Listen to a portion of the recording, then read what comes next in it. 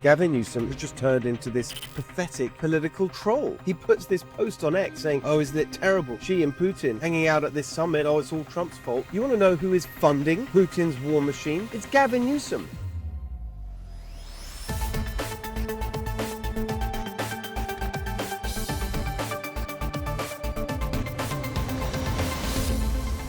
Hello, everyone. Welcome to the Steve Hilton Show. We've got Susan Shelly coming up in a moment with lots of latest craziness from California.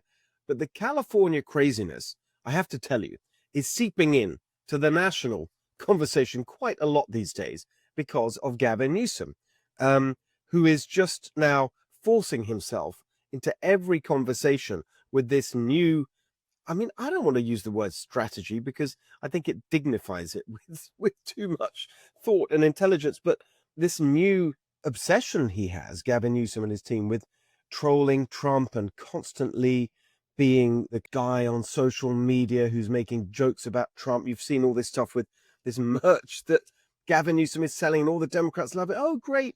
He's attacking Trump. Fantastic. He's our guy. He's our champion. All this kind of stuff is really getting him cheap cheers from the Democrat partisan activists and the base that he needs to pander to. But the only thing that he's obviously really interested in these days, which is running for president. And so you see the California governor who presides over a state with some of the worst outcomes, as you know very well, if you are a regular viewer and listener of this show, and if you follow my campaign, the worst outcomes of any state in America. But instead of focusing on any of that, Gavin Newsom has just turned into this, kind of pathetic political troll. And here's an example of not just a national, but an international story that Gavin Newsom has kind of pushed himself into. With absolutely zero thought to what it means for his own performance in California. So the story is this summit that's going on, this international summit that Xi Jinping is hosting. And you've got all the renegade leaders there. He's got Putin there. Remember that Putin and Xi set out this alliance just before the invasion of Ukraine, said that it was unbreakable, and all along, as you know, Putin and Xi have been together on the war. She's been supplying weapons and supporting Putin's invasion in all sorts of ways that fall short of actually getting in there with a military role. And of course, a really important aspect of that is buying Russian oil and gas. That's how Putin's war machine is being funded. And that's why it's still going on, because the international sanctions that were put on by Biden and all the rest haven't really made any significant dent in Putin's economy, because you've got countries like China and India, by stepping in and meeting the demand for Putin's oil and gas, his main source of revenue, despite the Western sanctions. So that's been going on. And as part of his new troll role, Gavin Newsom posted a video on X from this summit. And I'm just going to read you what it says. He's got some video here of Putin and Xi Jinping hanging out with each other, and the Indian leader and so on, Modi. And he's making a point, I guess, Gavin Newsom, or trying to make a point about Trump and his role in letting this happen, I guess is the point he's making, because Gavin Newsom has posted this video with the following statement: "But have no fear, Trump is sending the guard to Chicago." So I guess he's saying, look at Donald Trump, while he's focused on sending the National Guard into Democrat cities like Chicago, our enemies are meeting in China, and this new kind of axis of whatever you want to call it is getting together on Trump's watch. I think that's the point he's trying to make. First of all, crime in Democrat-run cities and states is a disaster, and leaders so-called like Gavin Newsom has totally failed to do anything about it. So that's what provides the opportunity for the president to say, right, we're going to step in and sort it out, as he has done in Washington, D.C., with immediate results, to the point where the Democrat mayor has welcomed it and praising it and so on. So it's not exactly a strong issue, I think, for Gavin Newsom to be raising in terms of crime, because, of course, here in California, it's all a disaster as well, because he's totally failed. And in fact, prompted by Trump again, showing that this is all that Gavin Newsom thinks about. At the end of last week, Gavin Newsom preempted anything that Trump might do to deal with the crime explosion in California, and said that Gavin Newsom, was going to do his equivalent of sending in the Guard to California cities with new crime suppression teams of California Highway Patrol, which, by the way, is a re-announcement of something that he said he would do in Oakland about a year ago that made absolutely no difference at all. So putting that issue to one side, let's talk about this China and India thing. So Gavin Newsom's criticizing Trump for allowing this China-India relationship, and Putin's in there as well, to get strengthened. You want to know who is funding Putin's war machine? It's Gavin Newsom. Gavin Newsom has just thrown a spotlight on his role. Here's why. As you know, this Democrat, extremist, elitist, anti-fossil fuel obsession means that Gavin Newsom and the Democrats have systematically been shutting down California's oil and gas industry. We're not using much less oil and gas. It's still by far the biggest component of our overall energy needs and usage. But instead of providing the oil and gas that we use from right here in California, we have plentiful, abundant supplies of oil and gas, mainly in Kern County, at the southern end of the Central Valley. That's where most of our oil and gas used to come from. We used to provide a majority of it here in California from our own supplies. Now that's being shut down, and we are importing it in not just crude oil, which has been going on for years, but increasingly refined gasoline because of the other parts of their ridiculous climate elitism, the regulations on the refineries in California, and all the other restrictions on the fossil fuel industry. Refineries are shutting down in California. One by one, you keep hearing the announcements. So we have less of the supply, not just of crude oil, but refined gasoline coming here from our own supplies in California. So we're importing it. We're shipping it in halfway around the world on giant super tankers, spewing out carbon emissions. How is any of that good for the climate? But even worse, it's actually doing exactly what Gavin Newsom is complaining about, because guess where we are now buying gasoline from? India. We're buying it from India. We're also buying it from Turkey. Where do they get it from? Russia. They are buying it from Putin. We are buying it from them. So because of Gavin Newsom's climate policy, California is now funding Putin's war machine. And yet does he even know that this is going on? He puts this post on X saying, oh, isn't it terrible? Xi and Putin and India's Modi hanging out at this summit. Oh, it's all Trump's fault. No, it's Gavin Newsom. It's Gavin Newsom who is funding Putin's war machine because of his war on fossil fuels here in California. And in fact, it's President Trump who's undermining the Putin war machine by unleashing American energy, by lifting restrictions on US production across the rest of the country, everywhere except California. So it's the direct opposite of what Gavin Newsom is, I think, trying to say with this post. This guy is so utterly shallow and superficial. He has absolutely no clue, it seems, what's going on in this state, or any interest in it, or any interest in solving the problems. The only thing he cares about these days is positioning himself for the Democrat presidential primary by attacking President Trump. But even when he does that, it's a massive own goal. Joining us now for all the latest California news is our friend Susan Shelly. Susan, there's a lot going on in the legislature. It's that time of year where a whole bunch of stuff comes to a head. We'll get into that in a second, but some news popped up over the last few days that, she doesn't really ever go away, does she? Kamala Harris. What's the latest? She told us she's not running for governor, but she's still going to be costing us, it turns out. Well, apparently having the protection of the entire entertainment industry is insufficient for her. President Trump has ended her Secret Service protection. Normally, vice presidents get 6 months by law of Secret Service protection after they leave office, and then they're on their own like the rest of us.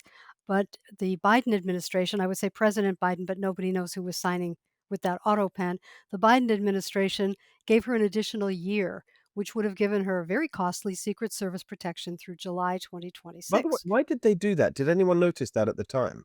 No. No one noticed. Not that I'm aware of. And so she continued to have Secret Service protection through July and August, and President Trump ended it as of September 1st. By the Well, way, which is the norm, right? So all right. this jumping up and down saying, oh, terrible Trump. It's Trump who was upholding the norm that they love to lecture us about. And it was Yes. Biden, or whoever it was, who undermined the norm by extending it further than has previously happened. Yes, Just to and be if clear. you remember, the Biden administration refused to give Secret Service protection to Bobby Kennedy when he was a candidate, when he had active threats against him, and he paid for his own security, even though there was a lot of precedent to say that candidates who are threatened get early Secret Service protection. They refused to give it to him. Well, now the shoe is on the other foot, and President Trump has said there's no reason for the taxpayers to pick up the cost of 24-hour Secret Service protection for a non candidate, non office holder beyond 6 months after she left office. So he ended it. So Mayor Karen Bass in Los Angeles and Governor Gavin Newsom in Sacramento put their heads together on how they were going to protect their friend. And this just looks to me like pure partisan corruption. They want her to be a heavyweight. They want her to have the trappings of office. She's going on a book tour next month. And so they decided that the California Highway Patrol would provide, I guess they call it dignitary protection. But apparently it's 24/7. We don't know really how long it's gonna run, whether they leave the state and travel with her. The book tour is gonna take her out of the country. Is the CHP going to act as personal bodyguards when she's out of the country? We don't have any answers on this. And really, to me, it just looks like an abuse of power by the governor. This is very expensive. There probably will be a lot of overtime. It's gonna kick up everybody's pensions because there's all this overtime. Who knows what this is gonna cost the people of California, and why are they doing it? There's no justification. Or any precedent for this. There's no precedent for this that I'm aware of.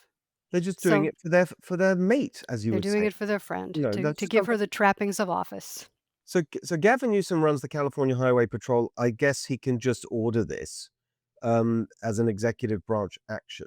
What's Karen Bass's role? Well, I guess the other option was the Los Angeles Police Department to protect her because she's in the city of Los Angeles. So the LAPD is stretched thin. The Highway Patrol is stretched thin. The governor has recently sent the Highway Patrol to multiple cities to try and suppress crime, to show President Trump, I guess, that we don't have a crime problem. But obviously, we have a crime problem. Everybody would like to have CHP protection in Los Angeles. Probably a lot of restaurants that would like to have CHP standing outside their door to protect the customers going in and out. So, this is just politics and it's favoritism and it's wrong. It's amazing. I mean, I just touched on this at the top of the show, which is that, I mean, Newsom's obsessed with Trump. He's constantly, trolling Trump or trying to show that what Trump's talking about doesn't make sense. And so he announced at the end of last week these crime suppression teams, which is basically a re-announcement of something he'd said in relation to Oakland anyway, a year before, made absolutely no difference as far as anyone could see. So he's do- he's doing that for crime and Kamala Harris. Is it is there any way of finding out how much it's costing and how this was approved and what, Los Angeles's role is? I mean, because is it the LAPD? Who's gonna be paying for that? How do we get to the bottom of it? Well, I'm not sure. The Los Angeles Times reported that the governor would not comment on it and just said, "We don't discuss security matters." Well, Is there a this freedom of information thing that someone could file here? there are certain exceptions in the law to freedom of information, so this, security may be one of them, but it's just wrong and the legislature should be overseeing this, but of course they're not. Well, they're all in the Democrat machine together, so they're all gonna, you scratch my back, I'll scratch yours. Unbelievable. This is at a time when there's no money for all these, like, as we keep saying, no money for Prop 36 that California voted for overwhelmingly last year. They keep saying, "Oh, sorry, no money for that." But they do have money for rigging the elections in their redistricting scheme, and now they seem to have money for protecting their friends. And really, I think it's just all on the debt ledger. I don't think they have any money, and it's just a situation where they pretend they have a balanced budget by rosy projections of revenue, and it legally meets the test because they're in charge of deciding what the projection is. So it's balanced, but then the next year it's in trouble again, and they're doing more of their accounting tricks. So California is really a mess under Gavin Newsom's leadership. We'll keep an eye on it. Let's try and see if we can find out how much it is. I mean, I've got a role here. Maybe if it's an ongoing thing, and when, as I plan to be, I'm the governor in a couple of years' time, is it still going to be on my budget? Protecting Kamala Harris? Certainly won't be. I'll be canceling it as soon as I possibly can. Unbelievable. Oh, what's happening in the legislature? Well, we have this housing density insanity bill, Senate Bill 79, which has gotten out of the Appropriations Committee and is headed to the floor of the Assembly, or is on the floor of the Assembly. And if it passes, it will go to the Senate for concurrence, and then it would go to the governor's desk. And what this does is it creates a right to build a 7-story apartment building on a single family home lot anywhere within half a mile of a transit stop as defined. Now they've shifted the definition a little bit. Initially, it was any bus stop with frequent service.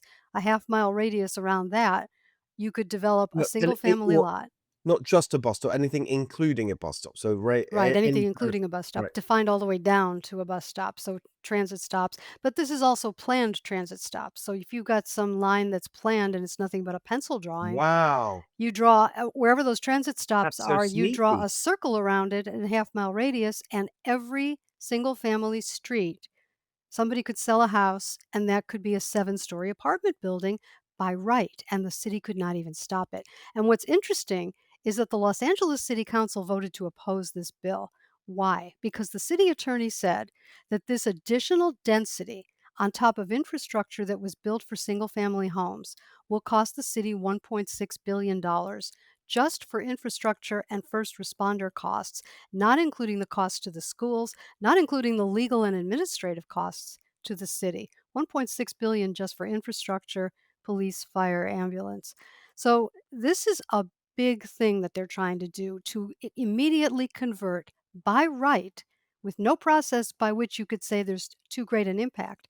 By right, anyone could sell a single family house to a developer, and the developer could put up a multi-story apartment building, and then next door and next door and next door, and there would be nothing that your city government, nothing that you could do, nothing that anybody could do to stop it. It would be a right in California to develop that. It's an amazingly sweeping law, and we've talked about it before, and it's still alive, right? It's still Um, alive. It's SB 79, and people can still call their representatives. There's time to stop it. Look them up at findyourrep.legislature.ca.gov and give them a call and say no to crazy density, no to SB 79. so the argument from LA is that by putting in, and if this goes ahead, they're sort of projecting an increase in population in the areas affected. Right. And I guess they're arguing that in LA, that's a lot of areas because there's a lot compared to other places, a lot of transit. You've got the so would include things like metro stations. Yes. I'm assuming in Los Angeles. And bus Um, rapid transit. So, like the Orange Line in the San Fernando Valley, for instance, which is a dedicated bus route. But I think you could just paint I don't think you need concrete. I think you could just paint stripes on a street and say, this is a dedicated bus lane. And the next day, everything within half a mile could be redeveloped into apartments, even though it's zoned single family. so what does LA's objection mean for the bill? Well, I hope it means that it's not going to pass because Los Angeles is obviously very liberal, heavily Democratic. If Los Angeles is saying this is really too much, then it's pretty far out there. So I would hope that that means that many representatives in California will vote no on this. And so let's just, join the dots here, which is, of course, to point out that the proponents of this bill, and I've criticized it with you based on our conversations publicly, and I've had, the people who are pushing it criticize me and reach out to me and say, how this is our flagship pro housing legislation, and what are you doing criticizing it? This isn't the only possible way that you could increase housing supply. I'm all for increasing housing supply because I want everyone to have a shot at the California dream of owning your own home, which is now completely out of reach because we're not building enough, and we're not building enough of the kinds of homes that people want, which is single family homes. We've talked about this many times. And this density argument is so false. They present it as the only way that you can possibly provide the housing that we need is apartments within the existing development footprint because they say that's the only thing that's acceptable. And they use all these rules and regulations, VMT, vehicle miles traveled, all these things to block any kind of expansion of the development, footprint, whatever term you want to use. That's the alternative here. If you want to build more housing, is to build outwards, not upwards, where you currently have development. That's right, isn't it? Yes, exactly. And the reason that we have these restrictions on development is because of the belief that driving in Los Angeles, driving in California causes climate change, which is silly. It's silly. It's just posing for the world to try to influence world policy. It's not working to influence world policy. The cost is too high. These policies that we are doing in California, just generally, there's many of them. They're raising the cost of electricity, gasoline, housing. They're raising the cost of living in California across the board. And why are we doing this to ourselves? We don't have to. We don't have to say we can only build apartments near transit. We don't have to do that. There's land, there could be suburban development. There's no reason to deprive an entire generation, 2 generations, of the opportunity to buy a new single family home in a new community without throwing other people out of their houses through taxation or regulation or whatever. Or We sticking a don't have to massive do that. apartment building in your neighborhood, which up till now was a nice, quiet neighborhood with single family homes. This is what I keep saying the whole time. They call it sprawl. Sprawl, we hate sprawl. I call it the California dream. That's Exactly. how people wanna live in California. Every day there's more evidence that the climate models were not accurate and that the risk is overstated generally. But even if it's all true, what California is doing is at a very high cost to the people of California and has no effect directly on any of it. Yes, and just specifically on the housing thing, is it as simple as that? It's the reason they don't want expansion outwards or in new communities, is it just driving, or is it as well as driving this kind of dystopian vision, if you can even call it that, nightmare of it's more efficient for people to be living in apartments and no parking and use transit and bike and walk to wo all the stuff that they keep saying? Or is it Well, really just the driving that's the real point? that seems to be it. It comes from Senate Bill 375, I think, from about I'm going to say 2008, maybe Or is that the 2013. I don't Global remember. Warming Solutions Act, The Global Warming Solutions Act was 2006. right? That's the one that gave us the CARB cap and trade program. And then underneath that was SB 375 and other bills that essentially said we had to have these sustainable communities, meaning they had to be closely packed inside the urban footprint. And there was essentially an urban boundary for development that no one would be allowed to go beyond. And how was that going to be enforced? Through this vehicle miles traveled impact decision that they've made, which might be in a different bill, but the idea that vehicle miles traveled, driving to work, is an impact on the climate that is sufficient to prevent development. This is a California novelty. And why are we doing this? If you think about the so called housing crisis and why there isn't enough housing being constructed in California, you can pretty much pin it to 2006, 2008, to these laws when they stopped development. It used to be the case that you could drive out and see model homes in new communities, and that's gone. Yes, and the vehicle miles traveled. I'm planning something quite big on that in as part of my campaign because if you really dig into that, it's not even it's beyond just giving them a reason to say no to things because of this calculation of the impact. It's actually basically another tax as well. There's real money changing hands. They're actually charging what do they call VMT, vehicle miles travel mitigation fees. So you have to pay money. And it's a tax. It's like everything else. It's just another tax. It's unbelievable. And there was something just signed in June that Governor Newsom signed into law in June that has a vehicle miles traveled provision where local governments can tax developers huge Yes. amounts of money uh, to build housing. And why are we doing this to Yes. ourselves? Even as they're claiming that they are solving the housing crisis and making housing affordable, they're making it more expensive with this climate nonsense. And it as you say, it doesn't even help even on its own terms, it doesn't work. All it does is make life impossible and more expensive. Specifically on electricity bills, just we have the highest bills in the country, more than double the national average. The highest in mainland, in the mainland, Hawaii is higher. Um, and they haven't quite managed the feat of beating on gas prices we have in California, despite Hawaii being in the middle of the ocean.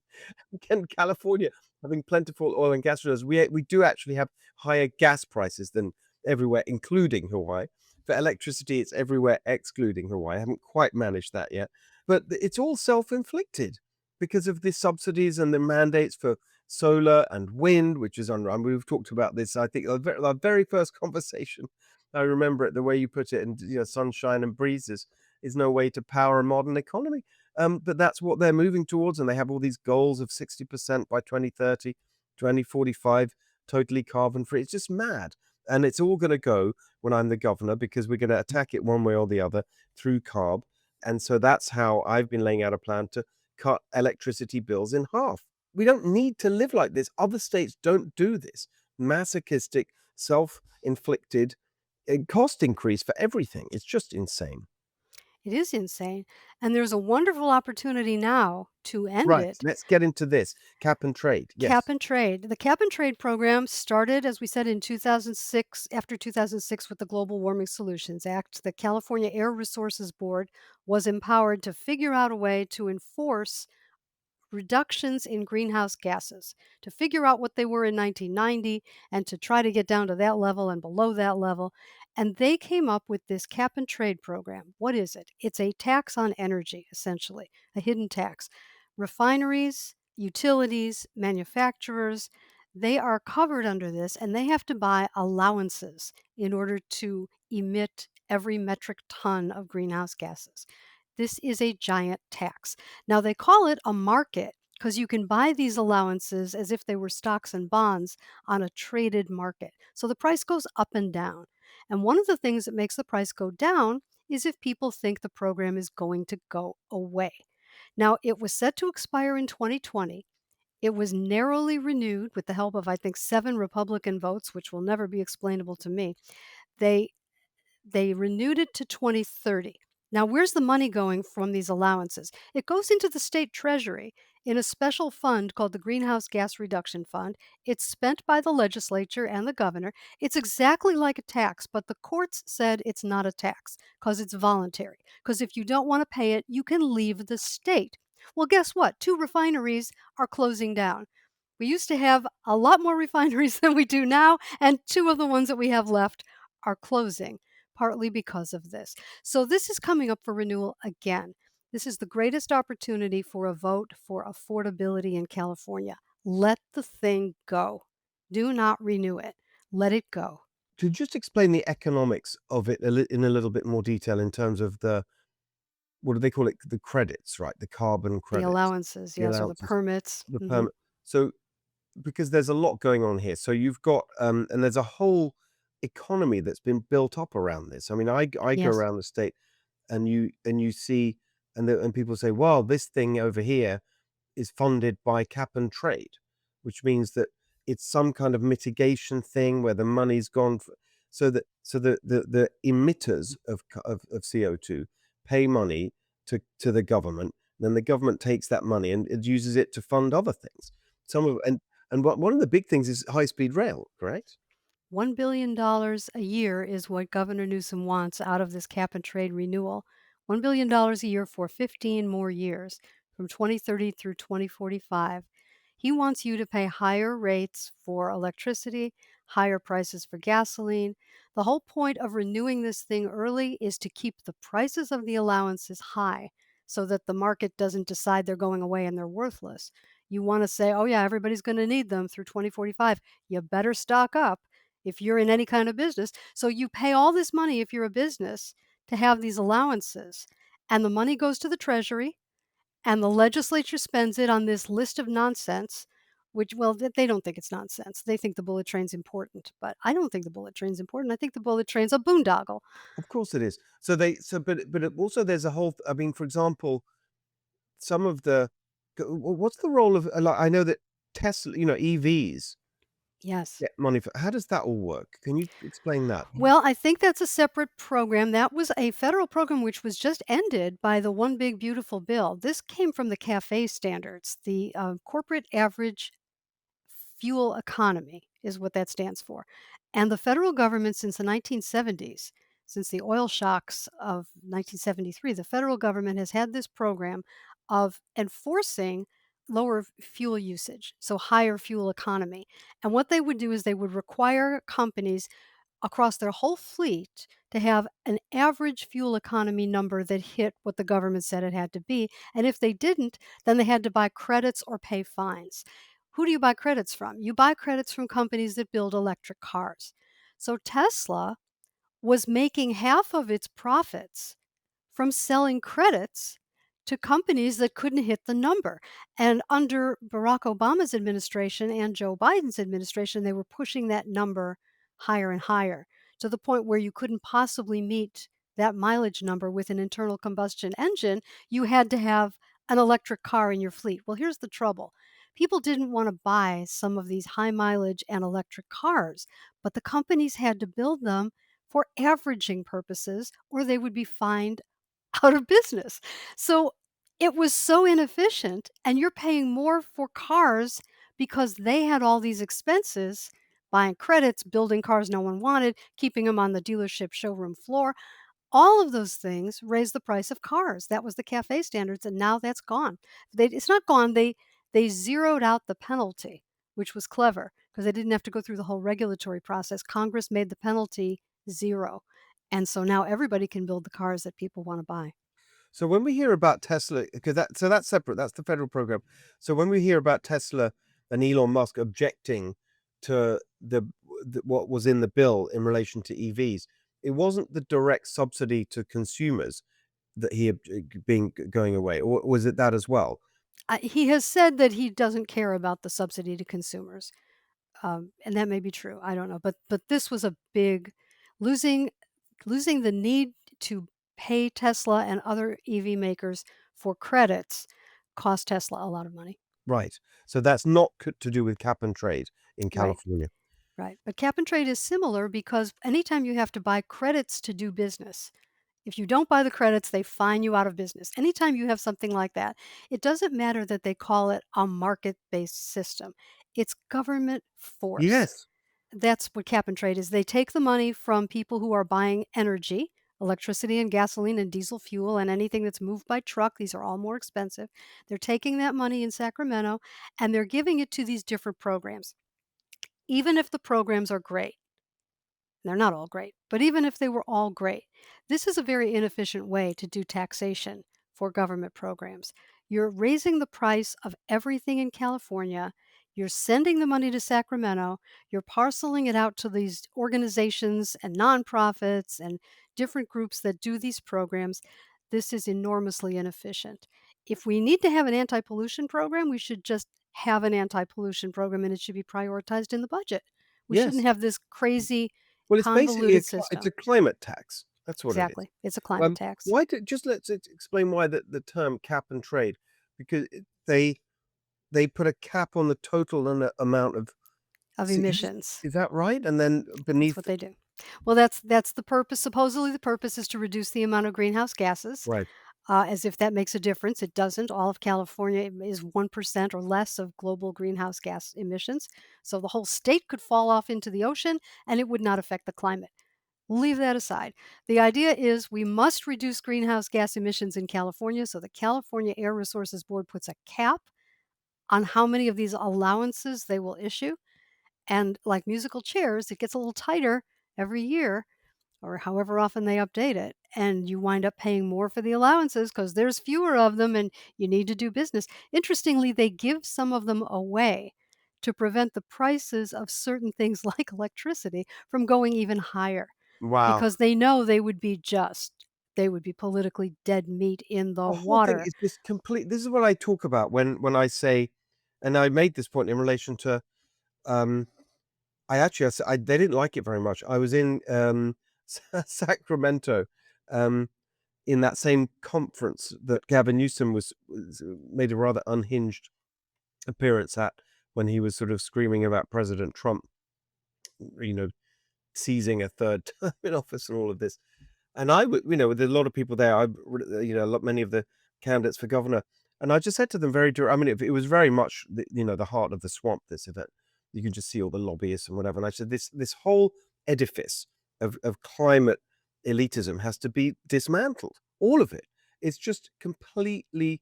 And I made exactly the point you just made, which is the main driver of what they call the affordability crisis. I mean, Democrats are now talking about it because they know, they hear from their constituents, they hear from everyone.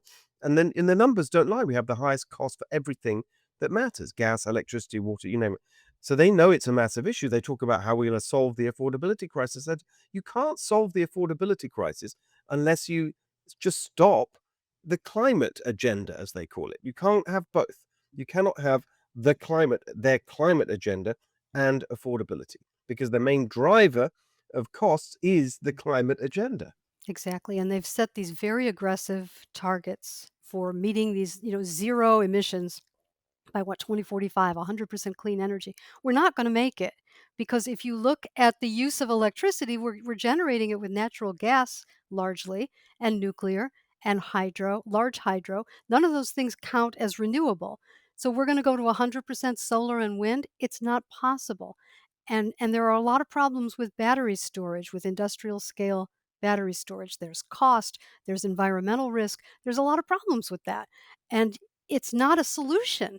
A solution would be maybe small nuclear reactors for nuclear energy. That might be one solution, or new gas powered. Well, it's in my plan. People can check it out. Steve Hilton for governor.com. You can read the plan. And it's very, and actually, there's a longer version that I worked on at Golden Together, my policy organization, goldentogether.com, paper on energy abundance. And it's very simple, actually, the plan, which is just kill wind. It's ridiculous. The wind thing is preposterous. It doesn't make sense on any level. Um, End the solar subsidies. I'm not getting people want, so yes, let's harness the sun. That's great, but let's not subsidize it. Let's not mandate it, right? If it makes sense, do it. If not, if people want it on their house, that's great. I'm all for that. If consumers want to choose to do it in an unsubsidized way, that's fine. And certainly we've got to end the solar farms replacing real farms in our agricultural land. That is an absolute outrage. We're going to stop that. But then the real answer is natural gas as a bridge to nuclear. And it's not even, you don't even need new natural gas reactors, because right now we've got the power stations, but they're turned right down because they just right now being used as backup for wind and solar, which obviously aren't reliable on the whole time because the sun doesn't shine at night. Batteries don't provide enough backup. Wind doesn't. So instead of using, it's roughly, if you look at the natural gas power stations we have now, instead of them being at a, 100% capacity, they're at 15 or 10. So we don't even need to build new ones. I mean, we should, but we don't need, for our needs today. I mean, our electricity needs are going up because of AI and all these things. For today's needs, we could meet it from natural gas. Anyway, Los Angeles is trying to get to 100% renewable energy in a ridiculously short amount of time. And one of the things they did is invest in a $2 billion solar and battery plant in Mojave, which is the size of 13 Dodger stadiums, including parking lots. And it's going to provide 7% of the electricity that Los Angeles needs. 7%. And they need 10 more, according to the head of the DWP. We just need 10 more of these. So that's the size of 13 Dodger stadiums. It would be the size of 130 Dodger stadiums taking over the desert. Why? And then you have these long transmission I lines know, but we have because the power is perfectly so good far. alternatives. This is the point. Like, it's all so insane. Oh, right. Can we go back to the process where cap and trade? So they need to. So if nothing happens, it dies in 2030. Is that right? That's right. If nothing happens, it dies in 2030. They have obviously plenty of time to renew it. They have to make a deal on, they're trying to split up the loot like pirates. That's what all the negotiating is about. Who gets the money from all of these allowances that goes into the greenhouse gas reduction fund conveniently located in the state treasury? Who gets the money? And that's what the negotiation is about.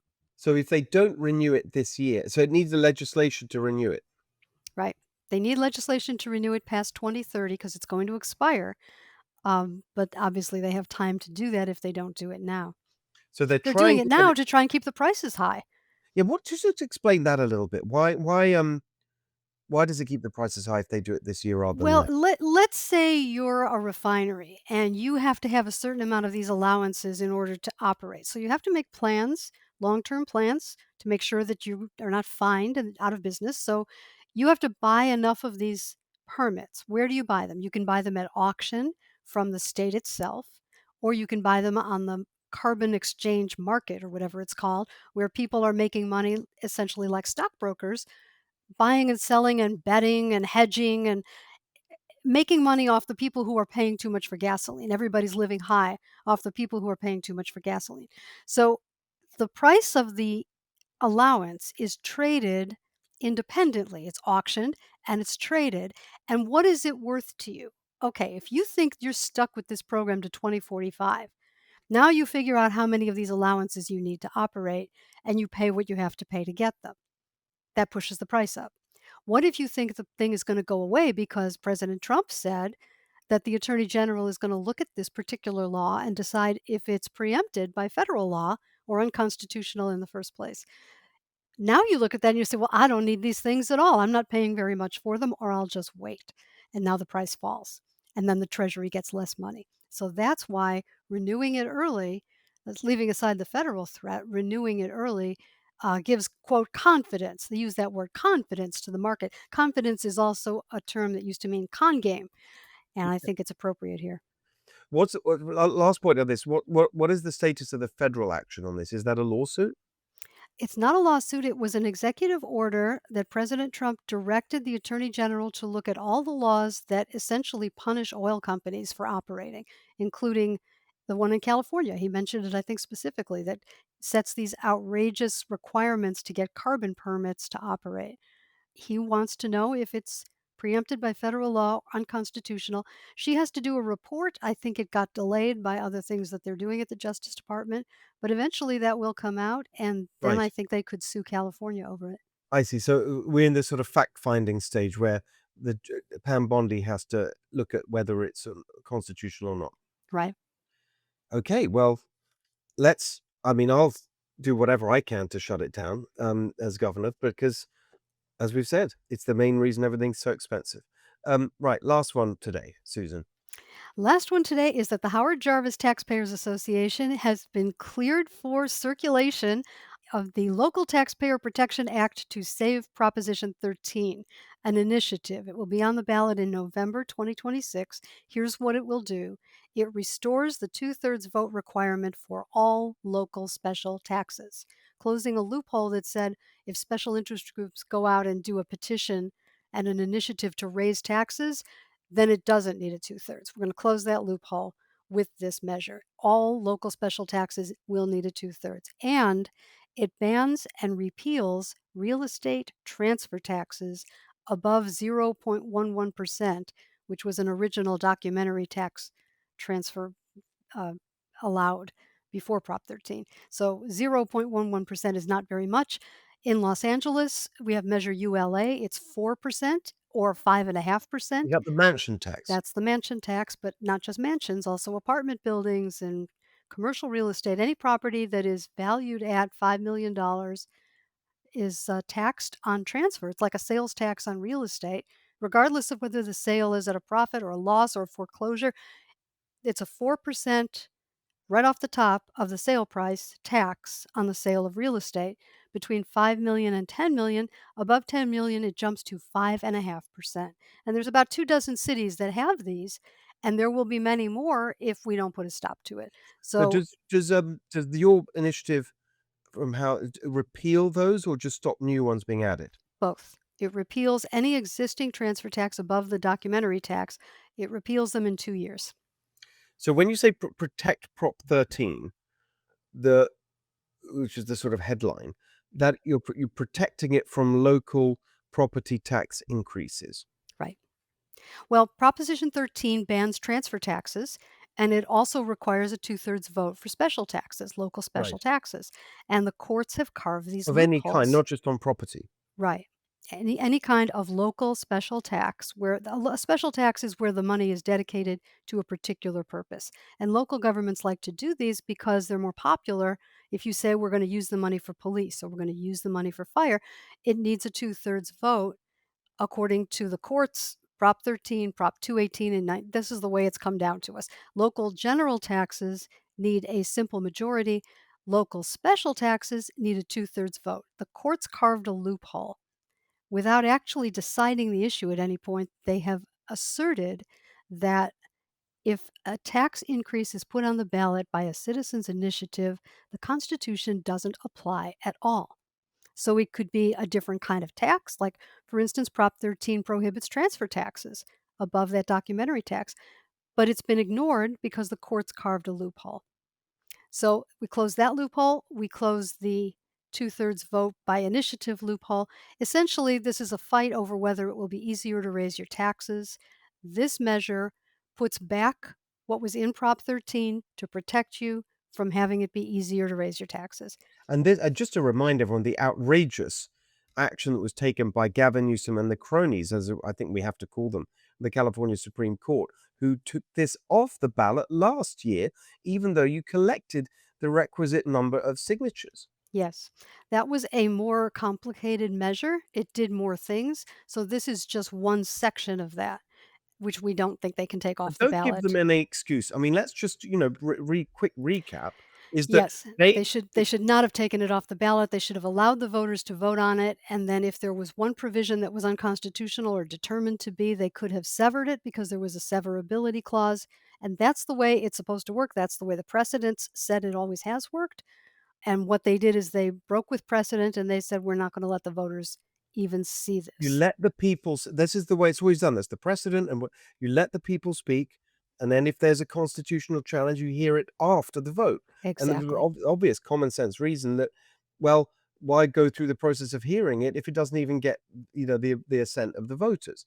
Um, and they threw that out the window, took it off the ballot because they were frightened of it passing, because they don't want any restraint on their ability to raise as much tax as possible, because they're completely addicted to it. So that's what Exactly. happened last year. It's a very important thing to remember when we're hearing Newsom and these Democrats running around now with their, Prop 50 and redistricting and all of that. We can talk about that another time, Susan, but, lecturing us about how they're defending democracy, and just let the people have a vote on the new maps and put the power in the people's hands. Yeah, they didn't, when it was something they didn't like, a limit on their ability to raise taxes. They didn't give the people the right to vote on that because they don't trust people. All they really care about is building up their power, whether that's direct political power through these new rigged maps, or their power through taxation, which is what it was all about last time. And so we're very happy that this is back. How can people get involved and support this one? Go to saveprop13.com. This is a print at home petition. We are doing something innovative and original here. We are doing a print at home petition, and you can download the PDF file. The petition is there, the instructions are there. All the things that you would need are there in the file. You just print the petition, sign it, mail it back. SaveProp13.com. We love it. Thank you, Susan. That was great. See you soon. Thank you, Steve. All right, that is our show for today. Always so much great detail from Susan, and there's just a lot going on at this time of the year, because in California, there's just a rush to finish the legislative session. All these bills, it's all coming to a head, and then they go to Gavin Newsom's desk for signature, or as it should be and will be when I'm the governor, veto, because we've got to stop all this nonsense. That's a whole other story. We're going to get into it in the weeks ahead as this process moves forward. But for now, please follow us on Apple, Spotify, YouTube, wherever you get your podcasts. Tell everyone about the show. Tell everyone about my campaign for governor of California, whether you live in California or not. We need to save this beautiful state, and you can help by going to stevehiltonforgovernor.com. We'll see you back here for the next episode of The Steve Hilton Show next week.